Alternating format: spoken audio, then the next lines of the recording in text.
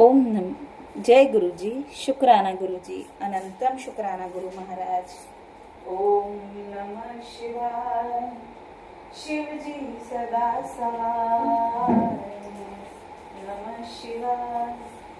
गुरुजी सदा सहाय। इति श्री शिव महापुराणे द्वितीया रुद्र संहिताया तृतीय पार्वती खंडे नाम अष्टाविंशो अध्याय। पार्वती उवाच एतावधि मया ज्ञात कच्छिदन्यो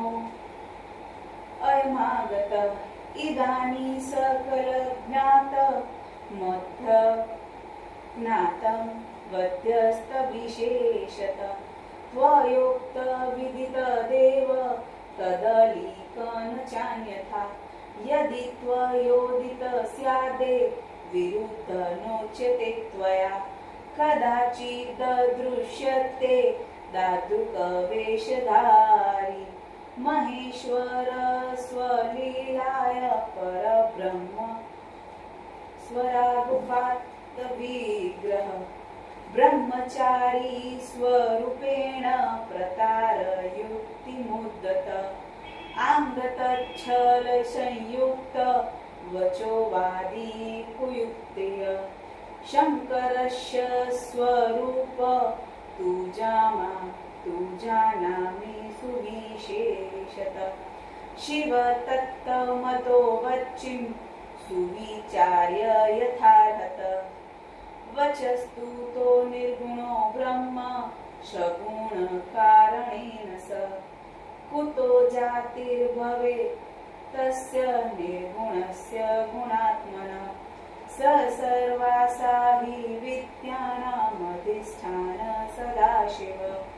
कीतस्य विद्यया कार्यपूर्णस्य परमात्मनः वेदा उच्छ्वासरूपेण पुरा दत्ताक्ष विष्णवे शम्भुना तेन कल्पादो तत्सम कोसितः सुप्रभु सर्वे क्षामादिभूतस्य वयोमानकुतस्ततः प्रकृति स्तु जत्ततो जाता कि सप्तेस्तस्य कारणम् ये भजन्ति च प्रीत्या शक्तिश शङ्करः सदा तस्मै शक्तित्रय शम्भु स तदादि सदाव्ययम् तस्यैव भजनाजीवो मृत्युजयति निर्भय तस्मात् मृत्युंजय नाम प्रसिद्ध भुवनत्रये तस्यैव पक्षपातेन विष्णुत्वमाप्युनात् ब्रह्मत्व च यथा ब्रह्म देवदेवत्वमेव च दर्शनाथ शिव स्यादो तथा गच्छति देवराट् भूतादस्य तत्परस्य द्वारपाल शिवस्य तु दण्डकेक्ष मुकुटविद्ध मुष्ट भवति सर्वतः कीतस्य बहुपक्षेण स्वयमेव महाप्रभु कल्याणरूपिणस्तस्य सेवके येह न भवेत् किन्यूनतस्य देवस्य मामीच्छति सदाशिव सप्तजन्म दरिद्र स्यात्सेवेद्यो यदि शङ्करम् तस्येतत्सेवनालोके लक्ष्मीशादनपायिनी यद्रगे सिद्ध्यशोच नित्यमृत्यन्तीतो श्रुतम् अवान्मुख सदा तत्र तद्दिन्दुर्लभभूत यदस्य मङ्गलानिह सेवते शङ्करस्य न तथापि मङ्गलन्तस्य स्मरणादेव जायते यस्य पूजा प्रभावेण कामा सिद्ध्यन्ति सर्वशः कुतो विकारस्तस्यास्ते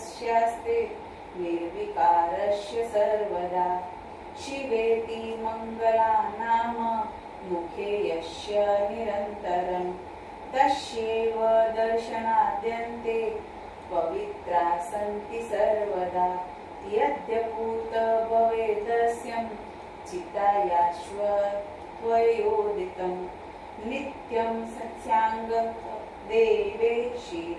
शिरोभिर्धार्यते कथं यो देवो जगता कर्ता भर्ता हर्ता गुणान्वित निर्गुण शिव सज्जक्ष सविज्ञेय कथा भवे अगुण ब्रह्मणो रूप शिवस्य परमात्मनः तत्तहि विजानन्ति त्वदृश्यास्तर्हिर्मूर्खा दुराचारश पापश्व वेदोभ्यो ये विनिर्गता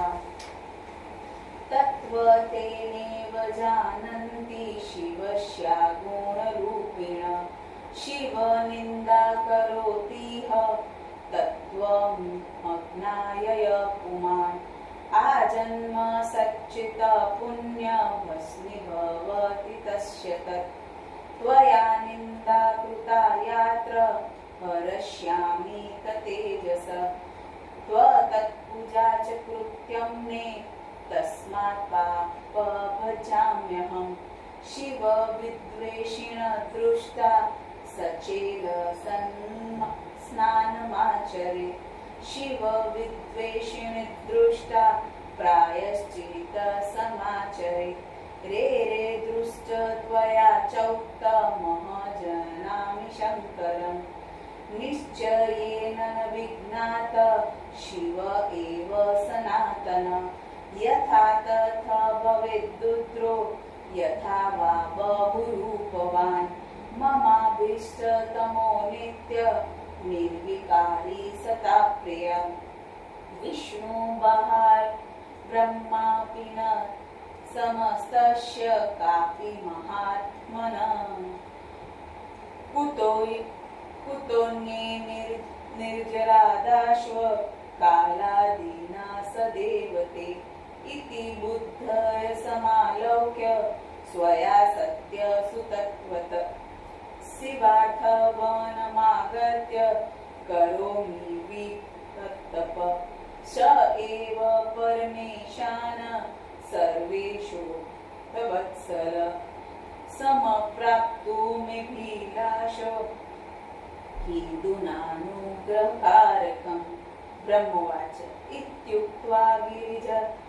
साहि गिरीश्वर सुतामुने वीरराम शिव दद्यो निर्विकारेण चेतसा तदा कर्णाय वचो देव्या ब्रह्मचारी शवेद्विज पुनर्वचनमाख्यातु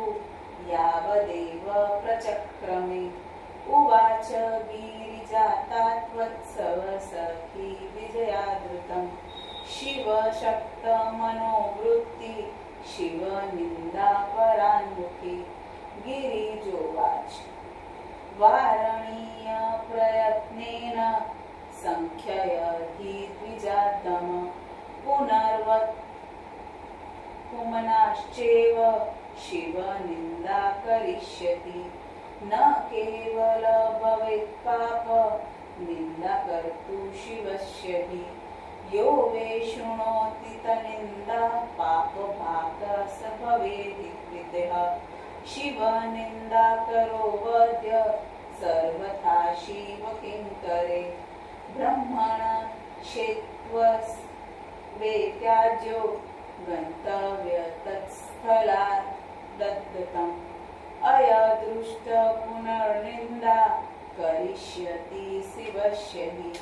ब्राह्मणात्वाद्वयश्चेत त्याज्यो दृश्य शवः सर्वथा हितवेतस्थलमध्ये यास्यामोऽन्यन्त्रमाचिरम् अथ सम्भाषणेन शादनेना विदुषा पुनः ब्रह्मवाच इत्युक्त्वा चो मया यावपादमुक्षिपत्यते मुने